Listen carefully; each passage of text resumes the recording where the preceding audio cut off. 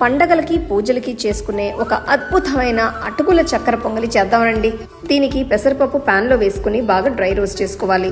రంగు మారిన తర్వాత తీసి పక్కన పెట్టుకోవాలి. నెక్స్ట్ అటుకుల్ని 2-3 సార్లు శుభ్రంగా కడిగి నీళ్లు తీసేసి పక్కన పెట్టుకోవాలి. ఇప్పుడు ప్రెషర్ కుక్కర్ లో రోస్ట్ చేసిన పెసరపప్పుని వేసి కావాల్సినంత నీళ్లు పోసి బాగా ఉడకపెట్టుకోవాలి.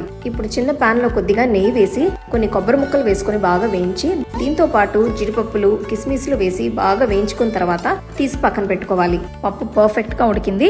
ఇప్పుడు ఒక పాన్ లో బెల్లం వేసి నీళ్లు పోసి బెల్లం పూర్తిగా కరిగిన తర్వాత కడిగి పెట్టుకున్న అటుకులు వేసి బాగా మిక్స్ చేసుకోవాలి. అటుకులు కొద్దిగా వేగిన తర్వాత ఉడకబెట్టిన పప్పు వేసి బాగా మిక్స్ చేయాలి.